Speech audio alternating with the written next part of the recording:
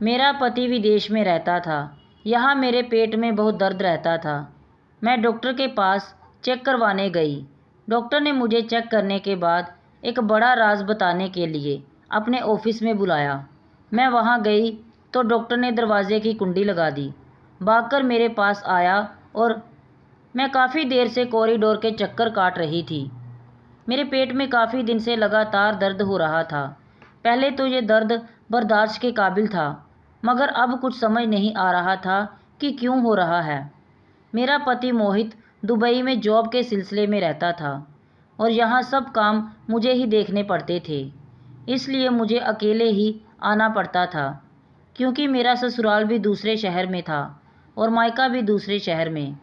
पति ने बड़े शौक से घर बनवाया था कि यहाँ शांत माहौल में रहूँगा, मगर खुद तो दुबई चले गए और मुझे अकेला यहाँ छोड़ गए।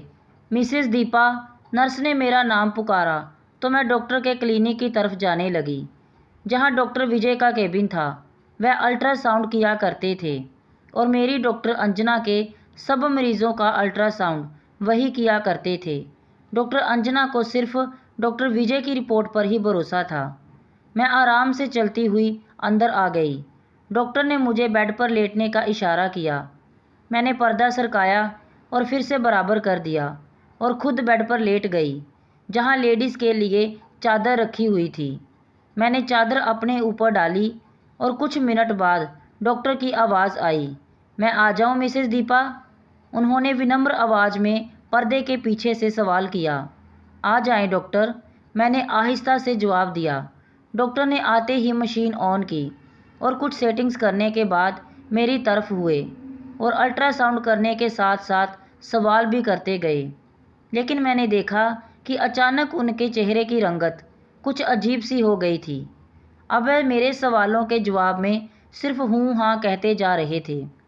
उनके चेहरे पर जो चिंता के भाव थे, मैं देखकर काफ़ी घबरा गई। क्या हुआ डॉक्टर?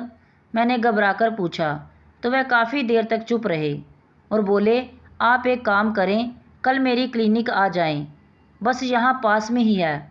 यहाँ तो मैं डॉक्टर अंजना के कहने पर आया करता हूँ। वहाँ मैं आपसे सारी बात आराम से करूँगा। फ़िलहाल आप घर चली जाएं। डॉक्टर रिपोर्ट बनाने लगा और मुझे एक बार गौर से देखा और फिर मुड़ गया। डॉक्टर, मुझे बहुत तकलीफ़ हो रही है, मैं कब तक बर्दाश्त करूँगी?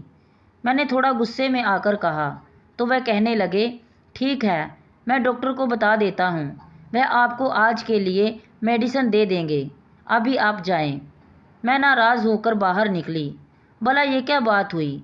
कुछ बताया भी नहीं और ऊपर से अपने क्लिनिक आने को कह दिया। बाहर निकलकर मुझे पता चला कि डॉक्टर अंजना के लिए कोई इमरजेंसी केस आया था तो उनको हॉस्पिटल जाना पड़ गया। ऐसा अक्सर हुआ करता था, उनको जाना पड़ जाता था, लेकिन आज तो मैं बिल्कुल इंतज़ार नहीं कर सकती थी।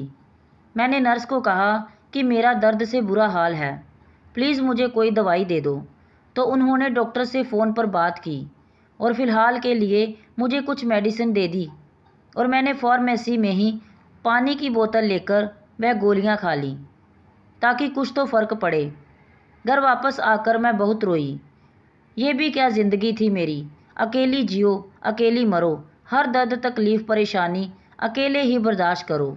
पति तो बाहर बैठा है, बस नोट बनाने में लगा है और मैं यहाँ ये सब झेल रही हूँ। मैं काफ़ी देर तक ही रोती रही। फिर कुछ देर बाद मोहित की कॉल आ गई तो मैंने सारा गुस्सा उन्हीं पर ही निकाल दिया। वे काफ़ी देर तक मुझे समझाते रहे, मगर मैं कुछ सुनने को तैयार नहीं थी और मैंने फ़ोन काट दिया। अब मुझे फिर जाना है डॉक्टर विजय के क्लिनिक। इन्हीं सोचों में मुझे नींद आ गई। मैं सुबह उठी तो मेरा मूड बहुत फ्रेश हो रहा था। मुझे लग रहा था कि मुझे आराम की टैबलेट भी दी थी डॉक्टर ने, तभी तो मैं सुकून से सोई थी और दर्द भी कम था। फिर रोज़ के कामों में शाम हो गई और मैं डॉक्टर की क्लिनिक की तरफ जाने को तैयार हो गई। कुछ ही देर में मैं वहां पहुंच गई। डॉक्टर ने मुझे क्लिनिक में बुलाया और बैठने को कहकर दरवाजे को बंद कर दिया। ये देखकर मैं बेचैन हो गई कि उन्होंने दरवाज़ा क्यों बंद किया है और वह जल्दी से भागते हुए मेरे पास आए और जो कुछ उन्होंने मुझसे कहा मेरे तो होश ही उड़ गए।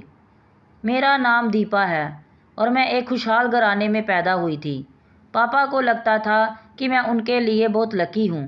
मैं जैसे ही पैदा हुई, पापा को एक बहुत बड़ा कॉन्ट्रैक्ट मिला था जिसकी वह कल्पना भी नहीं कर सकते थे, और इसी प्रोजेक्ट की वजह से वह कहाँ से कहाँ तक पहुँच गए। उनका छोटा सा कारोबार अब बहुत फैल चुका था। मेरे पापा मुझे प्यार से गुड़िया कहकर बुलाते थे। हमारे घर में रुपए पैसे की भी कोई कमी नहीं थी। मगर बड़े होते ही मुझे एहसास हुआ कि हमारे घर में कुछ तो था जो मुझसे छुपाया जा रहा था। मैं पापा और मम्मी को कई बार अकेले में किसी बात पर बहस करते हुए देखा करती थी, मगर वह मुझे देखकर चुप हो जाया करते थे। मैं चाहकर भी उनसे ये राज मालूम ना कर पाई थी। कॉलेज के बाद जब मैं अपनी छुट्टियां गुजार रही थी तो मैंने नोट किया कि पापा के घर से जाते ही मम्मी ड्राइवर को गाड़ी निकालने का हुक्म देती है और उनके साथ कहीं चली जाती है। पहले तो मैंने गौर नहीं किया, मगर फिर एक दिन जब मैंने पूछा तो मम्मी हड़बड़ा गई और कहा, दीपा बेटा, मैं कहाँ जाती हूँ वो मैं आपको नहीं बता सकती। उनकी इस बात पर मैं अजीब नज़रों से उनको देखने लगी। मम्मी, ऐसी क्या बात है जो आप मुझे नहीं बता सकती? मैंने अचंभे से कहा तो उन्होंने बड़ी फीकी सी मुस्कुराहट के साथ बोला, दीपा, तुम परेशान ना हो, मैं बस अपने दोस्तों से मिलने चली जाया करती हूँ क्योंकि मैं घर में रहकर बोर हो जाती हूँ। उन्होंने मुंह मोड़कर मुश्किल से कहा, मम्मी ये क्या बात हुई? भला अपने घर में कोई बोर होता है? और अब तो मैं भी घर पर ही होती हूँ। मुझे बड़ी हैरत होने लगी थी। ऐसी भी क्या बात है कि वह अपनी इकलौती बेटी के साथ वक्त गुजारने की बजाय दोस्तों के पास चली जाती थी। मेरी बात पर वह बस सर झटक कर वहाँ से चली गई। मुझे बहुत तकलीफ़ हो रही थी उनकी बात सुनकर, जबकि पापा तो जब भी घर में होते बस मेरे ही आगे पीछे रहा करते थे और उनकी हर मुमकिन कोशिश हुआ करती थी कि वह मेरी हर ख्वाहिश पूरी करें। वैसे तो मम्मी भी मुझे बहुत प्यार दिया करती थी, मगर आज उनका रवैया कुछ अजीब सा था। मैंने जब सोचना शुरू किया तो मुझे महसूस हुआ कि मम्मी मुझे पापा से लाड करते देखकर कुछ उदास हो जाया करती थी। अब तो मुझे शक होने लगा था कि वह मेरी सौतेली माँ तो नहीं है। मगर ये कैसे मुमकिन था? मैंने अपनी पैदाइश की फ़ोटो देखी थी, उसमें मम्मी ही थी जो हॉस्पिटल में मुझे गोद में लिए मुस्कुरा रही थी और उनके हाथ में ड्रिप लगी हुई थी। मगर घर में जो कुछ हो रहा था वह कुछ अलग सा था। एक बार मैंने मम्मी का पीछा करने का सोचा और दूसरे दिन मैं उनके जाने से पहले ही तैयार बैठी थी और मैंने कैब भी मंगवाई थी जिसे मैंने घर से कुछ दूर रखने को कहा था, और जब मम्मी चली जाती तब मैं उनका पीछा करती। उसके बदले कैब वाले ने डबल किराया लिया था। मम्मी के घर से निकलते ही मैं बाहर आ गई और ड्राइवर को मम्मी की कार का पीछा करने को कहा। यूँ हम काफ़ी देर तक उनका पीछा करते रहे। पहले तो मम्मी एक रेस्टोरेंट में गई और वहाँ से ढेरों बॉक्सेस अपनी कार की डिग्गी में रखवाए जिनमें शायद खाने का सामान था, और फिर एक गिफ्ट शॉप में गई जहाँ से उन्होंने बच्चों के लिए बैलून्स और गिफ्ट वगैरह भी खरीदे और वो भी कार में रखवाए। उसके बाद वह एक एनजीओ में गई और वहाँ काफ़ी देर तक अंदर रही। मैं देख रही थी कि ड्राइवर ने एक बंदे के साथ खाने पीने का सामान निकलवाया था और अंदर ले गया, मगर कुछ फूल और बैलून वगैरह मम्मी अपने हाथ में लेकर अंदर गई थी। बाकी का सारा सामान ड्राइवर ने निकलवाया था और वो तकरीबन 2 घंटे बाद निकली थी। जाते वक्त वह जितनी खुश लग रही थी, वापसी में उनका चेहरा उतना ही उतरा हुआ था। वह गाड़ी में बैठकर रवाना हुई और मुझे लगा कि वह घर की तरफ जाएंगी। तभी मैंने जल्दी से टैक्सी ड्राइवर को वापस चलने को कहा और मेरी जल्दी जल्दी मचाने पे वह काफ़ी जल्दी ही मुझे घर ले आया। मैंने उसको किराया दिया और जल्दी से अंदर की तरफ भागी। मैंने नौकरानी को कुछ नहीं बताया कि मैं कहीं बाहर गई थी और ना ही किसी ने मुझे जाते देखा था, और मम्मी की भी आदत नहीं थी कि वह नौकरानी से पूछताछ करती। लेकिन मेरी उम्मीद के परे मम्मी 2 घंटे बाद वापस आई। अब मैं पछता रही थी कि मैं इतनी जल्दी क्यों वहाँ से वापस आ गई। मैंने मम्मी की तरफ गौर से देखा तो वह काफ़ी थकी थकी सी लग रही थी। मुझे बहुत अफसोस हुआ। मैंने उनको गले से लगाया तो वह अचानक मेरी हरकत पर हंसने लगी। पगली, क्या कर रही हो? अपनी प्यारी सी मम्मी से प्यार कर रही हूँ, मैंने लाड से कहा। तो उन्होंने मेरा माथा चूम लिया। मुझे बहुत पछतावा होने लगा था कि मैंने अपनी मम्मी को गलत समझा। वह तो नेक काम करने के लिए जाया करती थी और शायद इसलिए मुझे नहीं बताती थी, क्योंकि नेकी बर्बाद ना हो जाए। उस दिन के बाद मैंने उनकी खोज खबर लेनी छोड़ दी। वैसे भी मेरा यूनिवर्सिटी में एडमिशन होने वाला था और मैं अपनी पढ़ाई के लिए बहुत सीरियस थी। अब मैंने आगे की प्लानिंग पर ध्यान देना शुरू कर दिया था। लेकिन फिर मैं एक रात जब पानी पीने के लिए किचन की तरफ जाने लगी तो मुझे पापा के कमरे से बातों की आवाज़ आने लगी। वह बातों की नहीं, हमेशा की तरह बहस की आवाज़ें थी। मुझे जानने की इच्छा हुई तो मैंने दरवाजे से कान लगाकर सुनना शुरू किया। मुझे पता था कि ये बात ठीक नहीं है, मगर ये मेरे माँ बाप का मसला था और मुझे हर बात हर हाल में जाननी थी, क्योंकि वह हर वक्त ऐसे ही लड़ा करते थे। आखिर ऐसी क्या बात है जो उनको सुकून से रहने ही नहीं देती थी? मुझे अब उनकी बातें सुनाई दे रही थीं, बल्कि दरवाज़ा भी हल्का सा खुला हुआ था। मुझे वह दोनों दिखाई भी दे रहे थे। मैंने मम्मी को पापा से उलझते हुए देखा था और पापा बिल्कुल नामे गर्दन हिलाई जा रहे थे। ये नामुमकिन है रमा, मैं तुम्हें कितनी बार मना कर चुका हूँ, अब तुम भी ये बहस बंद कर दो। वह अचानक गुस्से में आ गए थे। मम्मी रोने लग गई थी। आखिर क्यों करते हैं आप ये सब? क्या मेरा कोई हक नहीं है इस घर पर? वह भी चिल्लाने लगी थी। मुझसे बर्दाश्त ना हुआ और मैं अंदर चली गई। मुझे देखकर उन दोनों का रंग उड़ गया। मम्मी ने जल्दी से मुंह घुमाकर आंसू पोंछे और वॉशरूम की तरफ जाने लगी, जबकि पापा मेरी तरफ आने लगे। दीपा बेटा, आप यहाँ इस वक्त?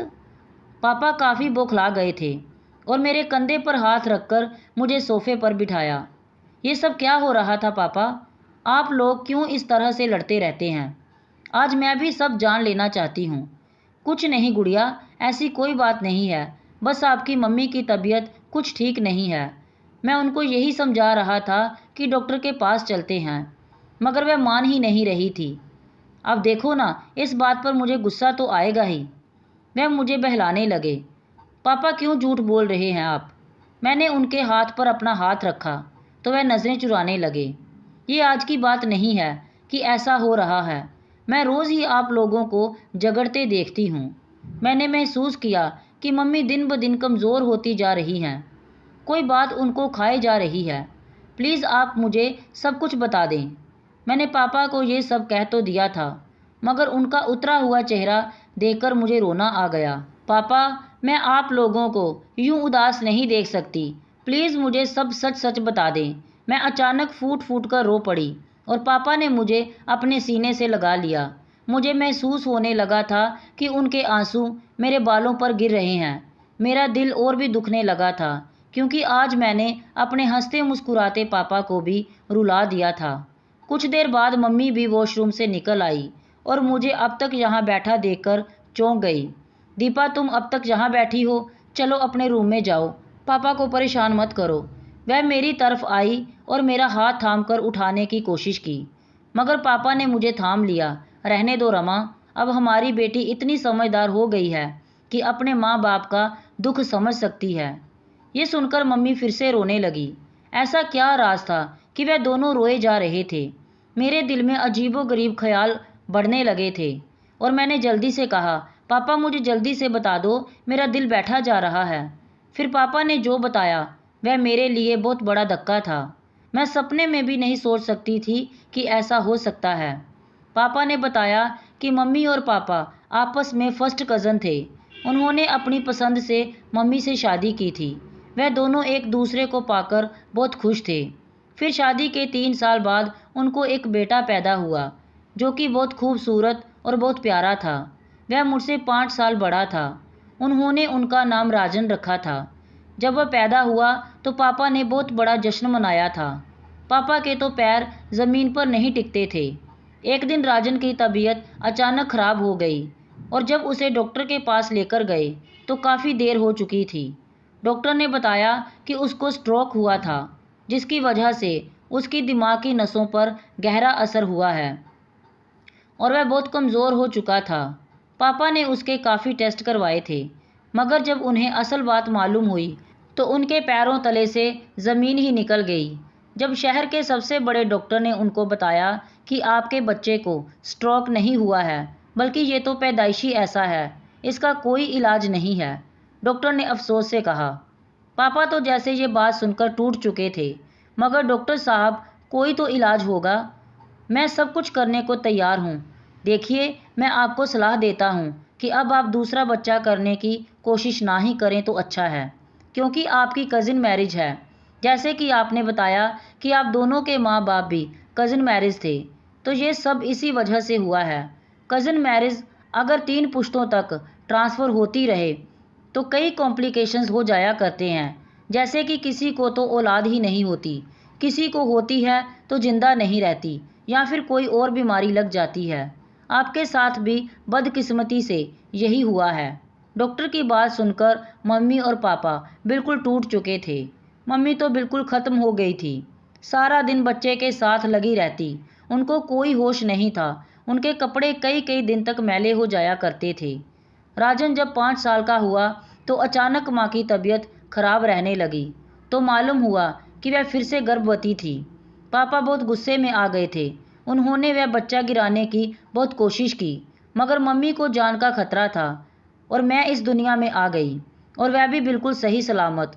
उन दोनों के दिल में जो संदेह था वह सब अपने आप ख़त्म हो चुका था। मुझे पाकर जैसे उनको नई जिंदगी मिल गई थी। मगर मम्मी अब भी राजन के लिए बेचैन रहा करती थी, और उनका हल पापा ने ये निकाला कि उसे एक एनजीओ में बेच दिया। पापा ने उनको ढेरों रकम दी थी और बाई के लिए अलग एक कमरा भी दिलवाया था, और वहाँ ज़रूरत की हर चीज़ मौजूद थी। अपनी खास नौकरानी भी उनकी देखभाल के लिए रखी थी। मगर मम्मी इस बात पर राज़ी नहीं थी और उनका दिल खून के आंसू रो रहा था।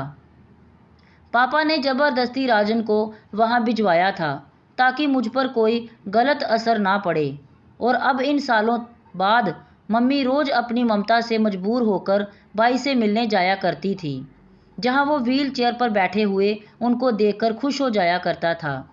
मम्मी देर तक उनके पास बैठा करती थी और अपने हाथों से खाना खिलाती, मगर पापा अभी भी उनको घर वापस लाने पर राज़ी नहीं थे कि कहीं मेरे दिमाग पर असर ना पड़े। वह मुझे ये बात भी मालूम नहीं होने देना चाहते थे।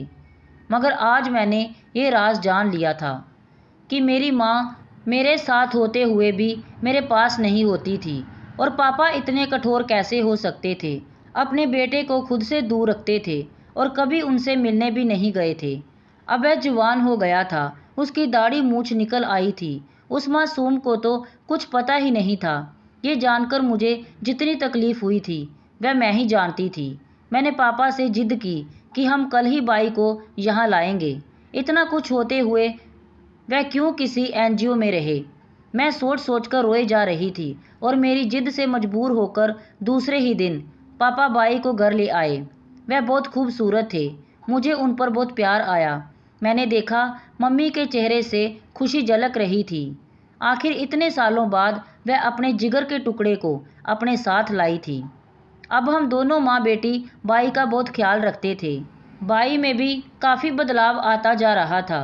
मैंने देखा वह पागल नहीं थे, बस उनका दिमाग छोटा रह गया था। वह खुद को छोटा सा बच्चा समझते थे और वह बातें भी वैसी ही किया करते थे। अब पापा भी खुश थे। मेरी राजन से काफ़ी दोस्ती हो गई थी। मैं उनके लिए रोज़ चॉकलेट लेकर आती तो वह बहुत खुश होते।